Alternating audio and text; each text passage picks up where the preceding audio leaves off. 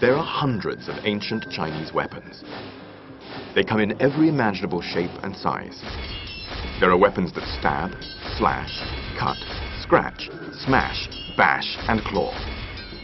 In the hands of a kung fu expert, they are all lethal weapons. We count down 10 of the most devastating kung fu weapons in order to uncover what might be the deadliest Chinese killing machine of all time.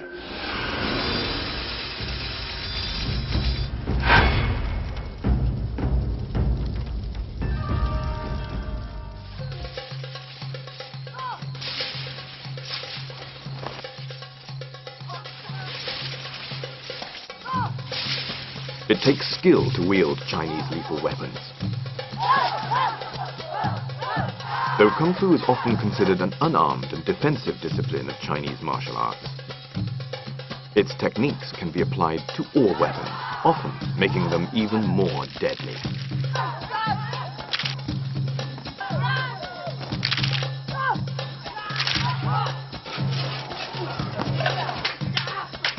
Kung Fu weapons come in countless shapes and sizes.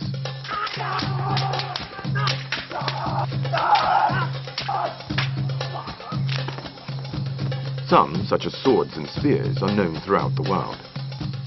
Others, such as the long-handled saber, ermine needles, antlers, and dark judge brushes, are distinctively Chinese. But no matter how outlandish their design or how poetic their name, they can all kill. Join us as we count down 10 of the deadliest Chinese weapons.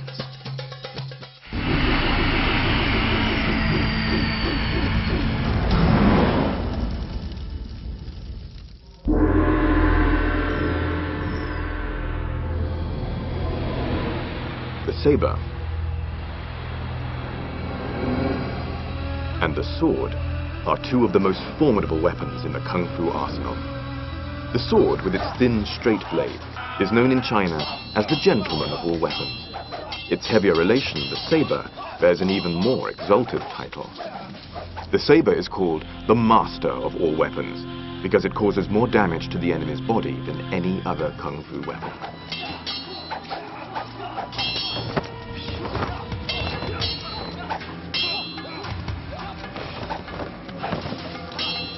Light and agile, like a flying phoenix.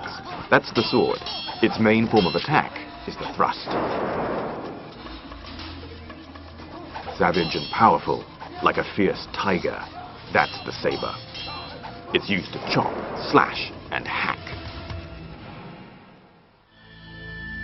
The thin blade of the Chinese sword has razor-sharp edges on both sides. Because it has two edges, it requires more practice and technique. While larger and heavier, the saber has just a single edge.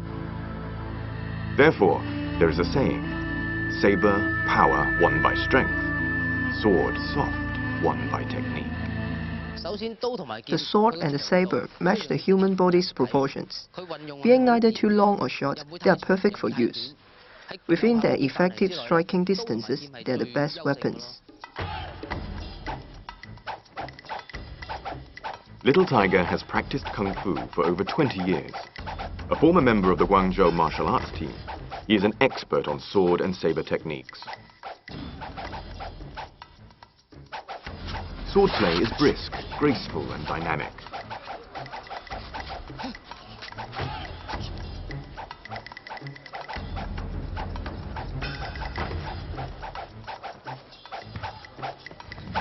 Swordplay requires more than just a strong arm. In thrusting, the shoulder and the wrist must form a straight line, and the movement comes from the waist. Because it's a straight line, it's fast, merciless, and accurate. The thrust is the sword's most lethal attack. Flicking involves lifting up the blade from below. Pointing uses the tip of the sword to stab the enemy's shoulder or wrist.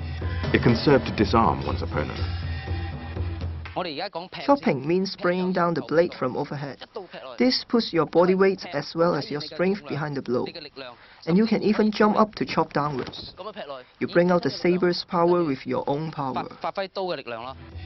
The sideways slash is another important saber technique. The fighter can straight slash or reverse slash to attack an enemy's neck or leg.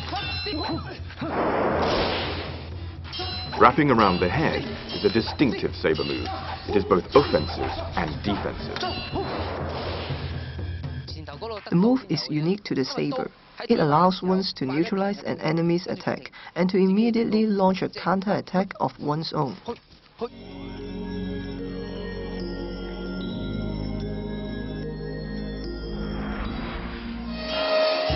In China, swords were more than just weapons. In ancient times, it wasn't only soldiers who carried swords. Scholars, philosophers, even poets wore them. A sword on the belt was a badge of honor, proof that the owner was a master swordsman.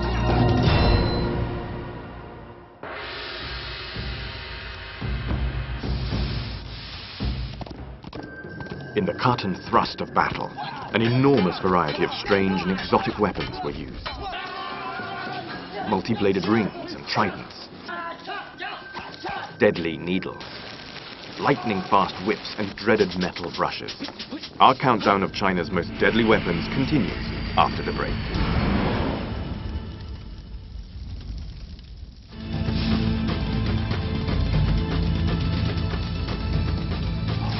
The Chinese have devised a huge number of weapons over thousands of years. We're counting down China's most deadly weapons. At number 10 was the saber and the sword. Now we continue the countdown at number 9 with one of the oldest weapons in the Kung Fu arsenal.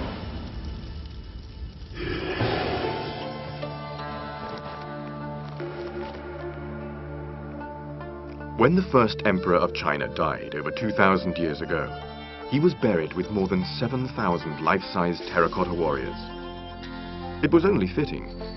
In life, the emperor used his army to turn several warring states into a single country. While the terracotta army is only made of clay, they once held real weapons in their hands. Chief among them were the bow and the crossbow. Bows and arrows have been used since the Old Stone Age. Bows were usually fashioned from bamboo or wood. Their bowstrings were made from cow tendons, deer skin, or even silk.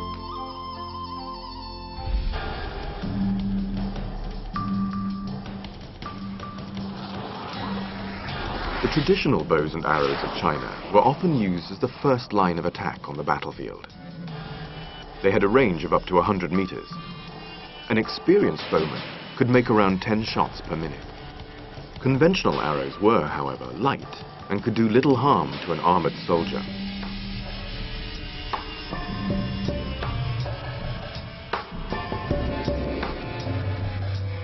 More powerful than the traditional bow and arrow was the mechanical crossbow. They could shoot a heavier arrow further and more accurately than a traditional bow. Some could even shoot 5 arrows at a time.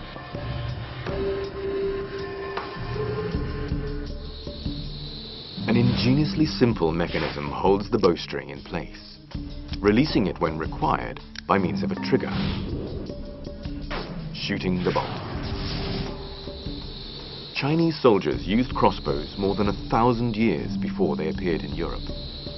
They continued to use them until the last years of the 19th century.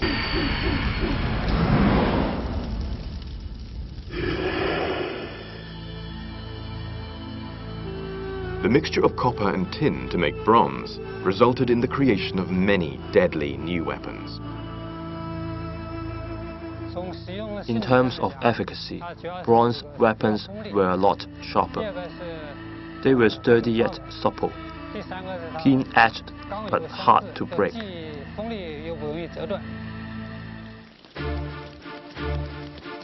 The invention of bronze weapons some 4,000 years ago revolutionized warfare.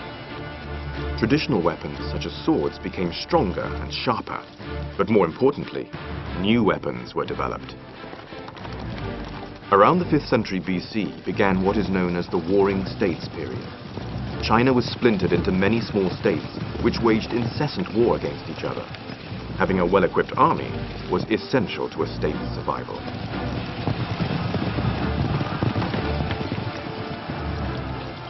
As in ancient Egypt of the same period, chariot warfare was the order of the day. Long-shafted weapons called pole arms were the foot soldiers' best defense against chariots and mounted troops. Pole arms could be used to unhorse cavalry and take down chariots. While Chinese spears were much like the European pikes used thousands of years later, the bronze-headed ge was a uniquely Chinese weapon. When Chinese history entered the Bronze Age, the standard weapon was the ge.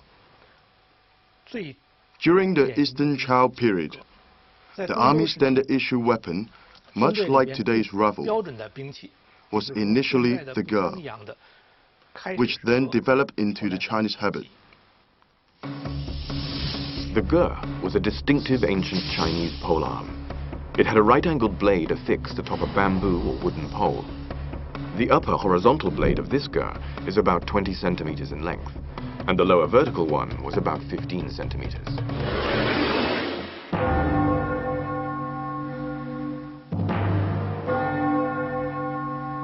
In the age of ancient warfare, the ge and the spear were stock military equipment. With its hook shape, the ge could pull down mounted soldiers. The ge's main offensive moves were hooking and stabbing. The attack would be targeted at the enemy's heart or head.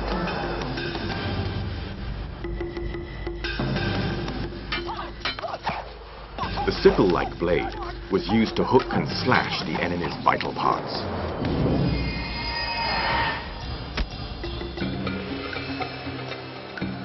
The optimum angle of the blade was a great discovery for armorers.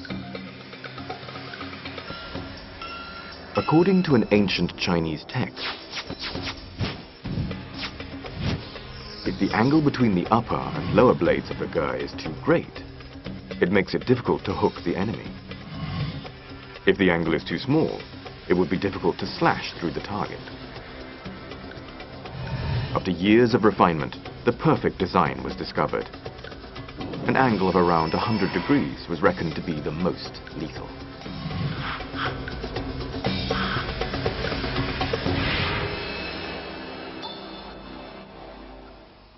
Having spent almost half a century on the study of Chinese archaeology, Professor Yang Hong thinks there's an even better example of ancient ingenuity.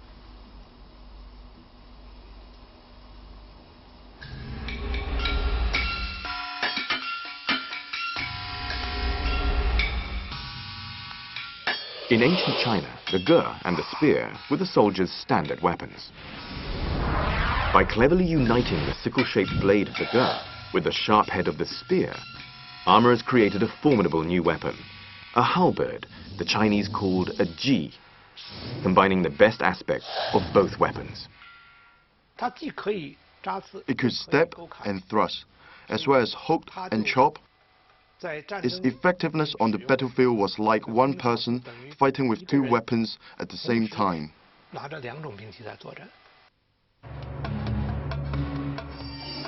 The ancient ji had one or more sickle-shaped blades for hooking and chopping, as well as a spearhead for thrusting.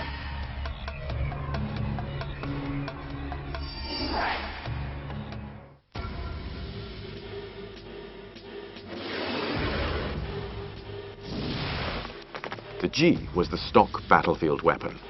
Foot soldiers used it to pull down mounted troops. But mounted troops used the ji as well. It was effective against both other riders and against foot soldiers.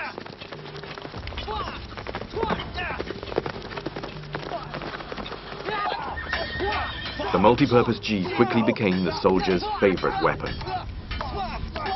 With increased horizontal cutting edges, there were more opportunities to hook, cut, and slash one's opponent.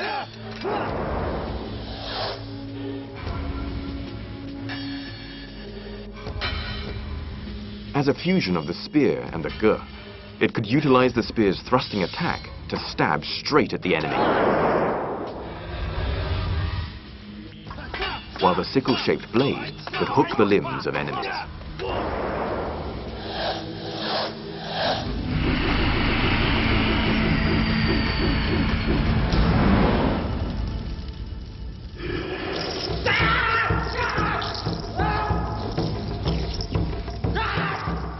The staff, and its pointed version, the spear, is the most basic kung fu weapon. Its use requires flexibility in body movements, lightness and agility in footwork, and swiftness and steadiness in turns and somersaults. Because the staff is a two-handed weapon, it teaches balance and coordination. It is for these reasons that it is the starter weapon taught to aspiring kung fu fighters.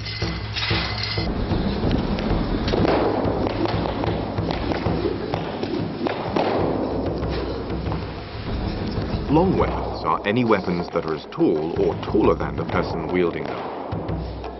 There is no set length for a long weapon. In fact, there is a saying in the kung fu world that 1 inch longer is 1 inch stronger. Offensively, long weapons extend the range of attack. Defensively, long weapons make it difficult for opponents to approach close enough to do damage.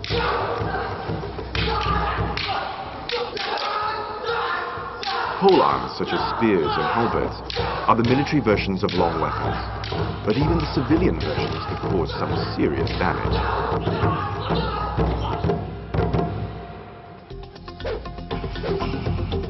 Ken Yeung from Hong Kong started learning kung fu as a child. A kung fu choreographer for 16 years, he is an expert in all kinds of exotic weaponry and killing techniques. He's wielding a long-handled saber called the Guan Dao. The heavy blade is a cross between a saber and an axe. One legendary Guan Dao weighed about 40 kilograms and was said to be able to bring down a horse.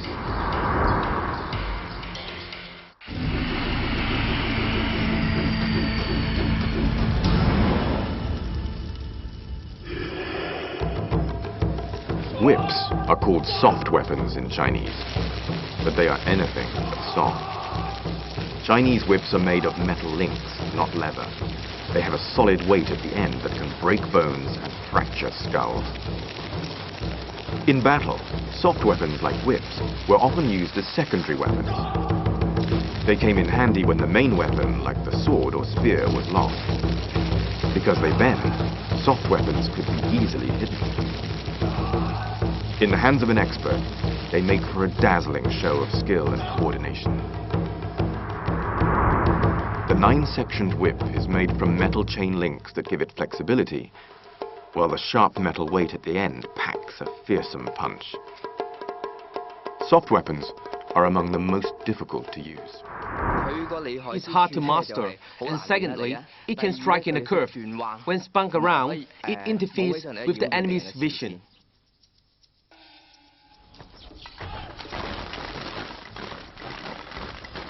The whip was a favorite assassin's weapon off the battlefield.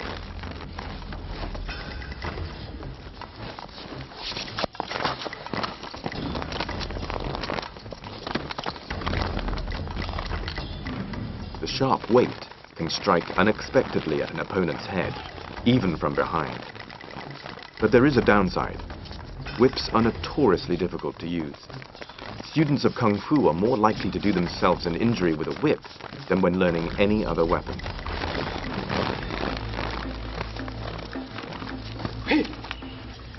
There's a saying in Chinese martial arts that rather practice the sword or saber than the hook or whip. That's because it's easy to hurt yourself with a whip.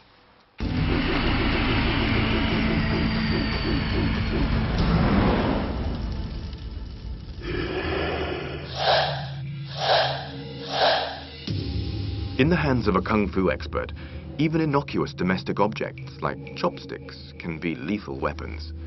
Because they are unexpected, they are doubly deadly. This is actually a very common type of weapon. It relies on the user's willpower, manifest in a straight line to strike at an enemy's body.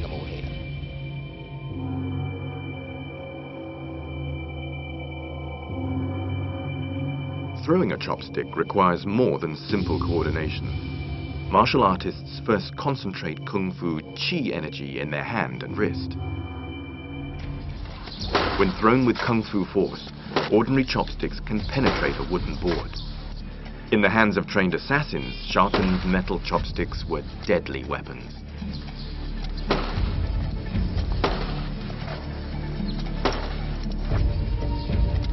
The targets for the chopsticks' piercing attacks are the chest, head, and groin.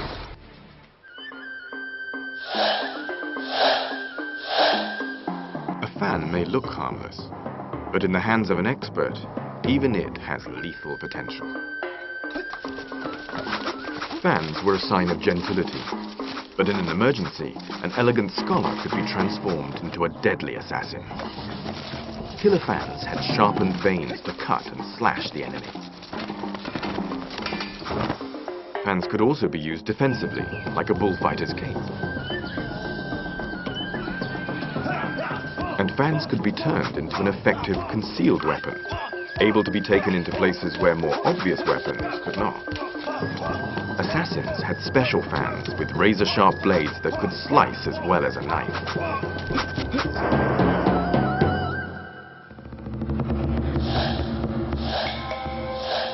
Calligraphy is one of the fine arts of China, but these metal brushes were not used to paint characters.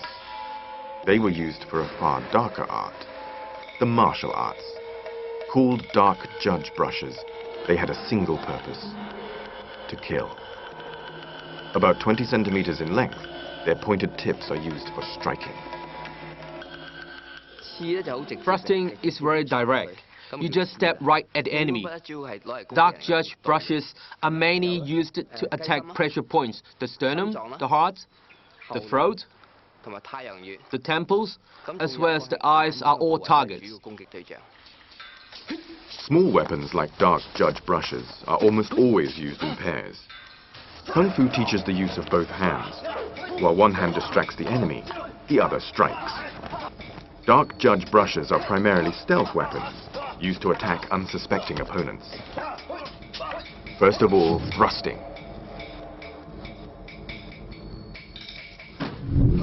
Penetrating is thrusting with even greater lethal effect. Lifting is to first neutralize an opponent's attack before counterattacking.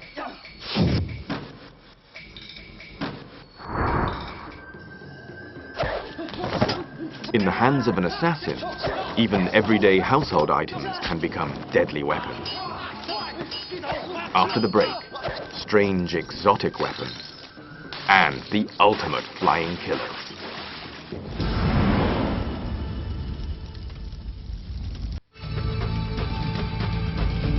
We're counting down China's top 10 lethal weapons. At number 10 are razor-sharp swords and sabers. At number 9 are long-range weapons, bows and crossbows. Favorite weapons among soldiers, spears and halberds, come in at 8. At number 7 are long weapons, 6 to 8 foot fighting staffs. Whips, soft weapons that pack a big punch, are at 6. And at number 5 are common objects lethal in the hands of Kung Fu masters. But some of China's most ingenious weapons were never meant to be seen.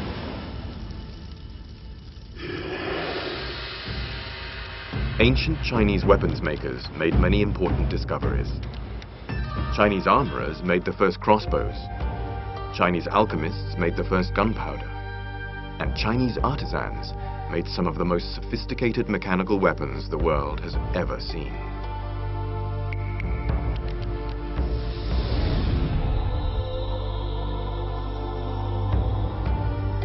So-called sleeve arrows are ancient spring-loaded devices that could be hidden within the sleeves of a traditional Chinese gown. Sometimes the tip was even poisoned. Consisting of a metal tube approximately 18 centimeters in length, a miniature arrow is placed inside. A spring-loaded mechanism within the tube shoots the arrow out.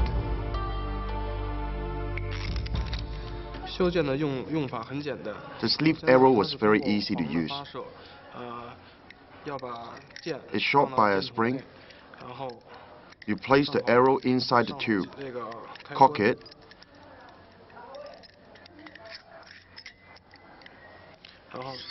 and then set the spring. Activate this trigger, and the arrow shoots out from the tube. The sleeve arrow's mechanical principle involves a spring at the bottom of the tube, on top of which is a metal plate. A triggering device, called the butterfly's wing, holds back the arrowhead. When the trigger is pulled, the mini arrow is released. Ran, the collector of unusual and exotic weaponry, demonstrates how to shoot the sleeve arrow.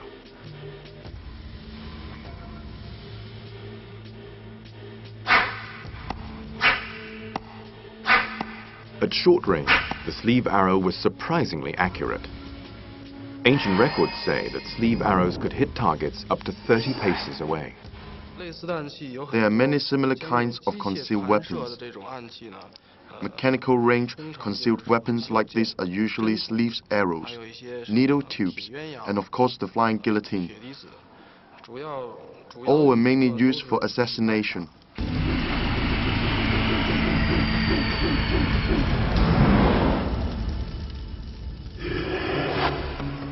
All sorts of strange and exotic weapons flourished in China. Using a weapon that doesn't look like a weapon has an important advantage. Effective offense is often based on doing what one's enemy least expects. Sometimes that means using a concealed weapon. At other times, it can mean using exotic weapons, such as the twin deer antler blade. The antler-shaped blades are used in pairs, one for each hand.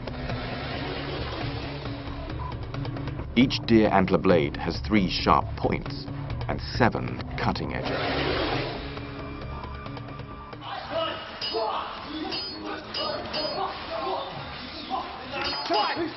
In combat, the deer antler blades are compact, sharp, and versatile.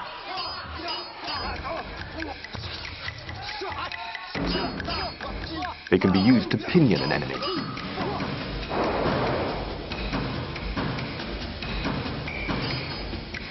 With multiple cutting edges, they can slice the enemy from any direction.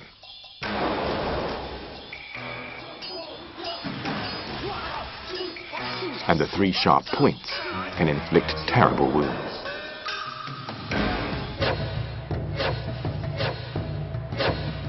An even more strangely shaped weapon is the ring or wheel, a metal hoop with sharp blades around the perimeter. Popular around a millennia ago, during the Song dynasty, they came in a huge variety of forms. The crescent-shaped spade is derived from an everyday tool, but it was never used for digging. Most people were prohibited from owning conventional weapons like swords, so they adapted spades and other agricultural tools as weapons. Like the spade, this rake is another farming tool that has been modified for lethal intent.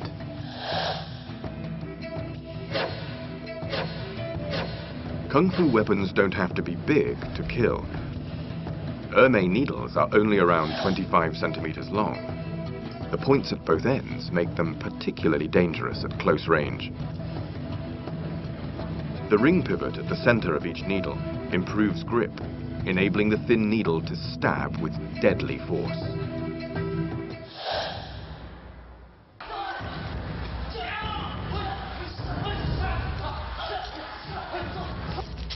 Looped onto the middle finger, Ermei needles are twirled to distract and confuse the enemy. As with dark judge brushes, the enemy's temples, eyes, and throat are the target.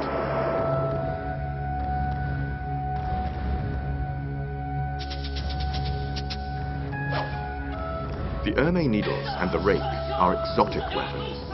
They work because they're unexpected. Unlike obvious weapons like the sword, weapons that looked like farm tools were easy to disguise, which made them difficult for the authorities to discover and confiscate.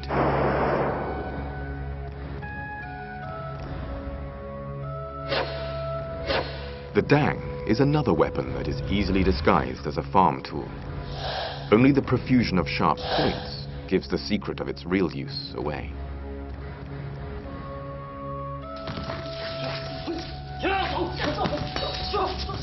The dang first appeared around 500 or 600 years ago.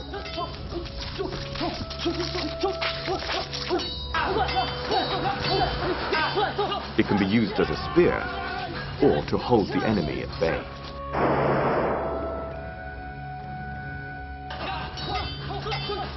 Hoop-shaped exotic weapons may be hard to handle, but thanks to their profusion of sharp points and cutting edges, they maximize the chances of hitting an opponent's vital areas.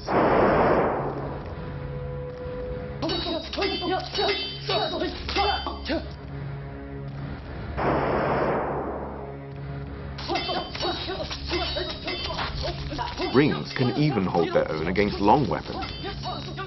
In skilled hands, they can immobilize larger weapons with locking moves.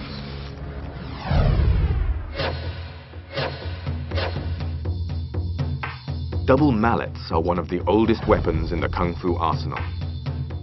Adding sharp edges to a cudgel increases its ability to crack skulls and break bones.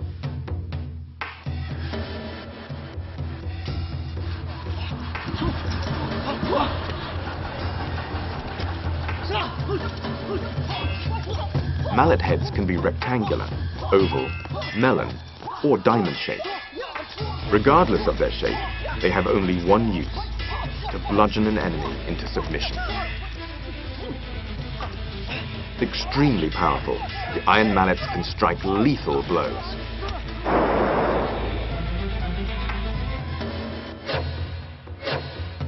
Twin hooks are double weapons, one for each hand. They are hook-shaped swords with an extra crescent-shaped blade on the handguard. They act as 4 weapons in one.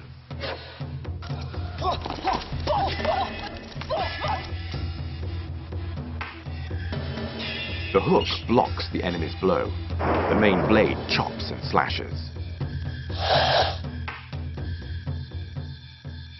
The pointed tip at the bottom stabs like a dagger.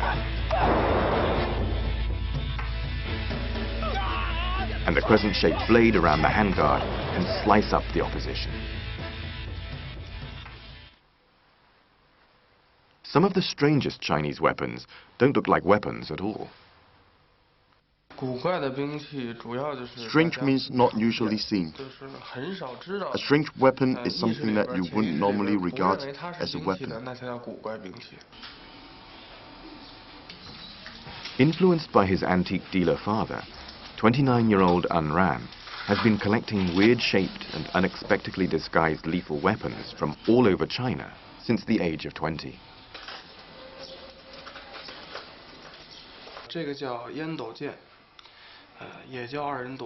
This is a tobacco pipe sword. When least expected, a blade suddenly appears to strike at an enemy, who is caught totally off guard. A genuine antique, this tobacco pipe sword is several hundred years old. Dating from the Qing dynasty, its thin, hidden blade marks it out as an assassin's stealth weapon. An Ran now has over 300 weapons in his collection. The strangest of the lot is this 400-year-old iron claw. It looks like an instrument of torture, but it's not. As its name implies, it's used in combat to claw at an enemy. This is where you found its lethal effect. There used to be cutting edges here, as well as sharp tips. These were the main killing areas. As for the claw, its main use wasn't in fact for killing.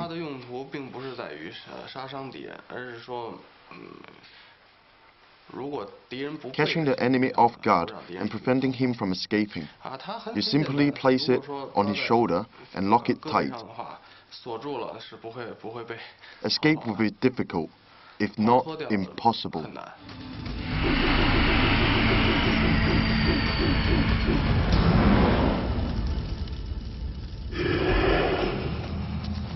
Most kung fu fighting is done up close and personal, but sometimes hand-to-hand combat is not appropriate. One of the best weapons for long-range attacks is the rope dart. The dart was used primarily as a stealth weapon to launch sudden attacks from behind on unsuspecting victims.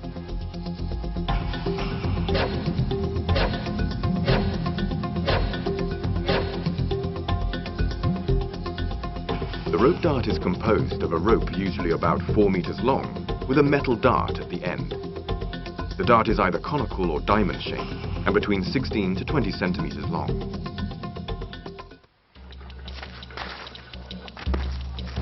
The red cloth is not for decoration. Placed 20 centimeters from the dart, it confuses the enemy's vision. The rope dart is an extremely difficult weapon to master.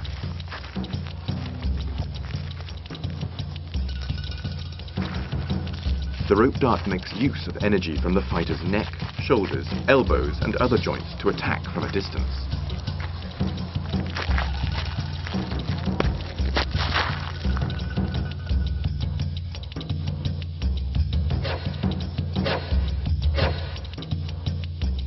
The meteor hammer is the flying dart's big brother. Like the flying dart, it is spun on a rope, but its heavier weight makes it spin faster and strike harder.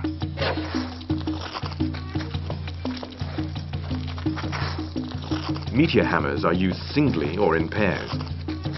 In the single version, the rope is approximately 5 meters long. One end of the rope is tied to the wrist. The other is connected to a bronze melon-shaped hammer. The meteor hammer is the military version of smaller flying weapons. It is a distinctively Chinese weapon that can be traced back to the Warring States period of around 400 BC. Water-filled pots bring home the full, devastating force of the meteor hammer.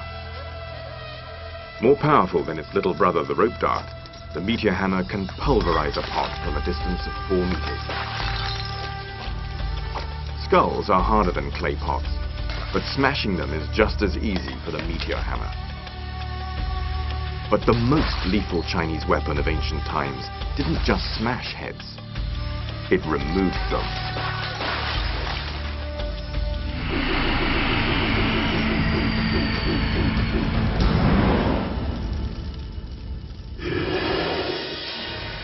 Perhaps the most secretive Chinese weapon of all time.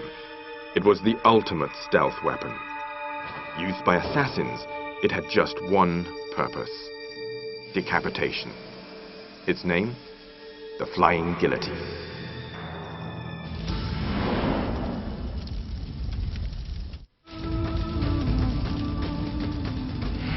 We've reached our #1 killer on our countdown of China's most lethal weapons. The flying guillotine was linked to the 18th century Emperor Yongzheng's extraordinary rise to power. With absolute ruthlessness, he seized the throne. Legend says that he even murdered his father and his brothers.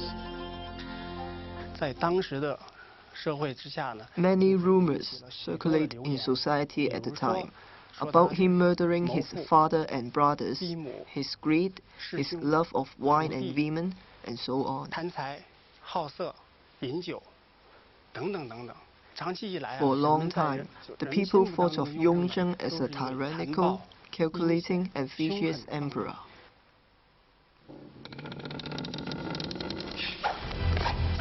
The emperor's reputation wasn't helped by having his own private army of assassins. The legendary army went under the innocuous-sounding name of the Pole Hoisting Authority. Their official task was to organize the emperor's hunting and fishing trips, but it was their unofficial duties that struck terror in the court. It was rumors surrounding the death of one of the emperor's brothers that first gave rise to stories about the flying guillotine. For when the body was found, the head was missing. The emperor's assassins were presumed to have done the deed, but no one knew how. I heard about flying guillotine when I was little, mainly from magazines, martial arts novels, as well as movies and TV. The flying guillotine appeared in them all. Featured in countless martial arts movies, the flying guillotine is the ultimate weapon of fantasy. But did this legendary weapon truly exist? Wu, a film buff and art director, is keen to find out. The problem is that no one has ever seen a real flying guillotine, so Wu decides to design one for himself. Wu concludes that the flying guillotine should resemble something like a hat big enough to cover a person's entire head, with some sort of mechanism at the bottom to activate the blades to decapitate the victim. Consolidating all available folk legends and descriptions of the flying guillotine, and adding a little imagination of his own, Wu works out a design diagram for the mysterious weapon. The entire design should be like this. There's a cover on top and a soft back below, and it's underneath where you find the mechanism. Wu's recreation is comprised of 3 movable blades. A pull of the rope snaps the spring-loaded blades shut. It's an elegant design, but will it work? There's only one way to find out. Wu takes his drawings to a workshop where craftsmen can turn his design into reality.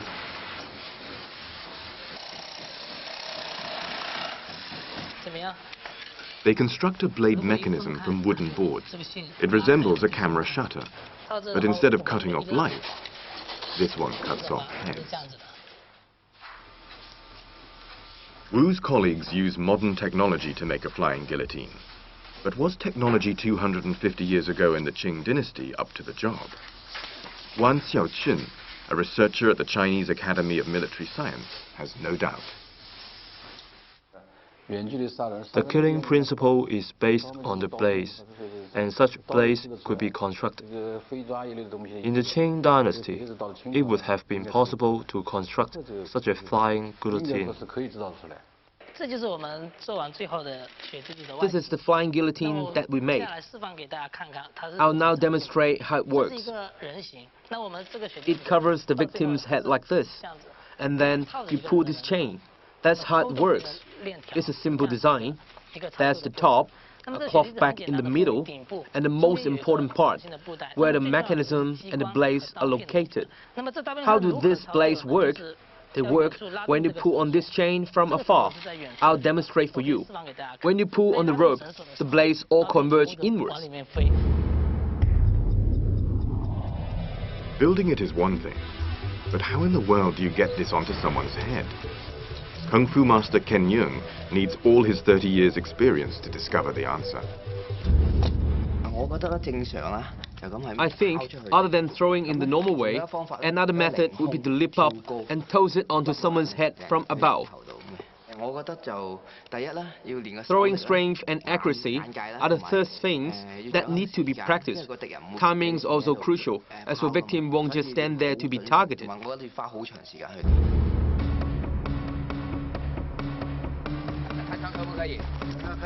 Did such an incredible weapon exist? Could it really work?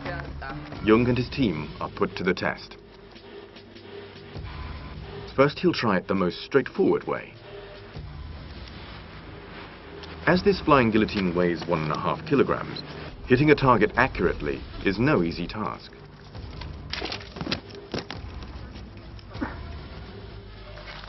But after repeated attempts, Yeung concludes that it can be done. Wrist power needs to be great. You also need a strong arm and good accuracy. If you manage all 3, you've got a good chance of success. Yeung reckons that warriors in ancient China would have been skilled in leaping. He thinks they may have deployed the flying guillotine while in mid-air. With the aid of a trampoline, Yeung's assistant attempts to do just that. He's a trained stuntman, but even he finds it difficult.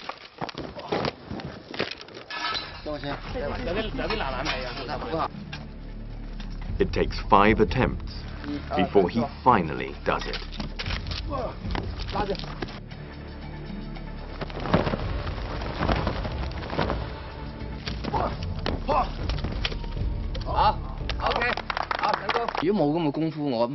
You need a certain level of kung fu skill before you can master the flying guillotine.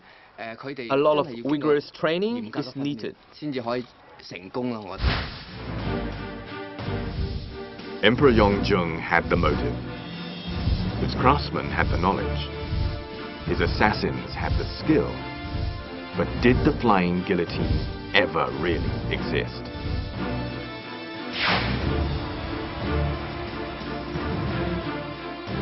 Fact or fiction? No one knows for sure. Only one thing is certain. If Chinese craftsmen did build the legendary flying guillotine, it would have been the ultimate kung fu killer.